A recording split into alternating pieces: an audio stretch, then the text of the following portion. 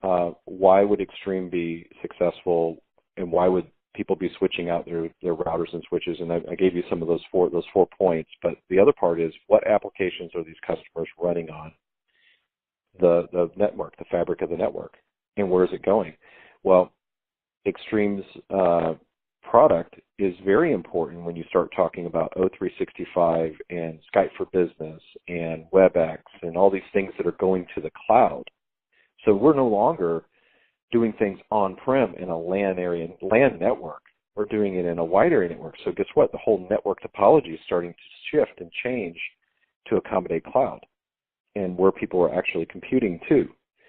And that's another big aspect of it, is why we're seeing a lot of shift, is because customers are looking at that going, well, I'm doing everything. I'm going to move as much as I can to the cloud because it's less expensive. So they have to update, they have to refresh their network because of the shift to Office 365 and Skype for Business and WebEx, and these cloud-based services require a different networking infrastructure. Yeah, because if you plan. Yeah. What we all used to do is walk down the hall and go into a conference room that had a video conferencing system in there, and that would go out to whoever else we were going to connect to, and it was one connection, right, outside the building, outside the network, on the wide area network. Now we're all sitting at our desk, jumping on a WebEx or Skype for Business or whatever that video call is, and instead of having 10 people in one room with one connection, we've got 10 people in the building going out of the network for that type of connection, which is, instead of it being 1 megabit per second, now it's 10. Multiply it times the number of people who are actually collaborating that way at one given time.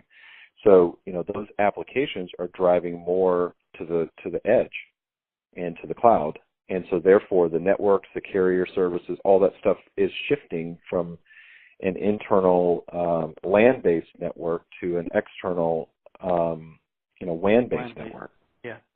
Yeah, that makes sense. In the interest of time, let me just fire off a couple of quick questions. So sure. You sounded upbeat on Avaya. Are you seeing growth in their business?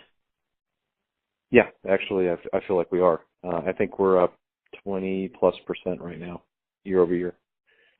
Wow. Is that for the fiscal year, or is for the calendar year, or is that in Q3? Or what? It's a calendar year.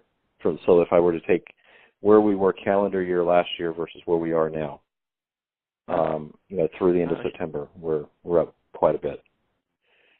Like I said, and is that improving or slowing? No, it's still. I'm still getting people coming to me saying, well, we've got to do. And what they did, just so you know, is they created this upgrade requirement, software updates.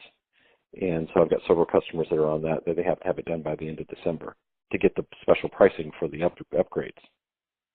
And okay. I was kind of surprised at how many of these legacy Avaya systems were sitting out there, and people were just waiting to figure out what to do with it. All the Nortel stuff, right? Nortel. Where people have been putting this for 10 years, and there's now a path for, all right, we can see a path forward. That's what they said to me. Yeah, exactly. A few other names. Are you seeing anything good or bad from NetApp? I don't have a lot of visibility into NetApp, and it's just that maybe I'm just not exposed to it. My core it's not in my core, and I don't run into it that much with customers mentioning it either. Are you focused on networking? Yeah. Of the guys that you see, Cisco, Juniper, HP, Extreme. I'm trying to think who else is out there. Rank order who's doing better and who's doing worse.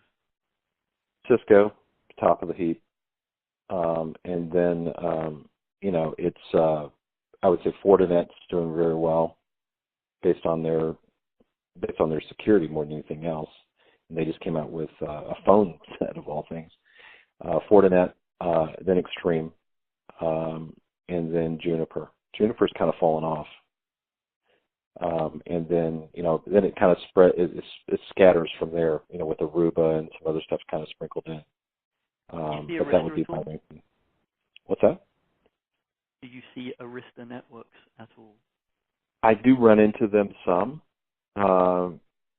but we don't and I've run into them more in legacy stuff, and it ends up that they are usually asking to either update or look at what the options are. I've probably changed more of that than I have sold it, resold. Changed it mean you've replaced it? Yes. Oh wow, interesting. I know that they're trying to make a push into the campus. They bought this Wi-Fi thing, Mojo Networks, and they're trying to launch a range of campus switches. Do you think Yeah. they have a decent chance of getting into campus, or is it actually more difficult than they might think? It's more difficult than they think. I mean, we do a lot of campus stuff, and even Extreme struggles with that. It's so, in my opinion, unless you've got an IT manager or CIO at a university or campus that is anti-Cisco, it's going to be Cisco. That's been my challenge. Even if I can prove to them that, like I was telling you about, the one customer who had all these PoE switches, and they have all these PoE, applications, and it was going to be less expensive for them to deploy. They had to, it was that sold it, as opposed to, Cisco was already in there, and they were just going to renew it with Cisco. Right. Yeah. Yeah, there's the whole nobody gets fired for buying Cisco kind of thing. Yeah, it's kind of like back when I first started, it was IBM, right? Now it's Cisco. You see any of the unified communications as a service guys, the Ring Centrals, 8x8, those kind of people? Well, we sell Ring Central, and we compete, in that realm. We compete with, of course, the 8x8s. BroadSoft just got bought by Cisco too, so I'm kind of trying to see what that offer is going to be. We're supposed to be one of the first ones on the offer table for that. I mean, we have a Avaya in the cloud offer as well, called Simplicity. So, that space has kind of, made it as a service, but what's happening is it's $25 to $30 per seat. It's easy to deploy to an extent, but if you're in an enterprise or a larger company, it's a good for, it does SME space, small to medium enterprise space, or, there may be some small office type stuff that they would do that more readily, but usually when I'm doing like an Avaya comparison or analysis, or even a Cisco one, we can get that number down to 15 or below 20 per seat. And so, at the end of the day, that's what everybody's looking at, and is how much it's going to cost per seat. Oh, would it go with one of the big kind of legacy guys is actually cheaper than the cloud operations? Yeah. I mean, it's easier, it goes robust platform. Yeah, I mean, Ring Central is a great platform. I'm not going to tell you otherwise. I mean, I think it's easy to deploy. It's easy to set up. You've got an online portal. It's already set, done. Go sign up. You're ready to go. Right? They ship you the phones. You're done.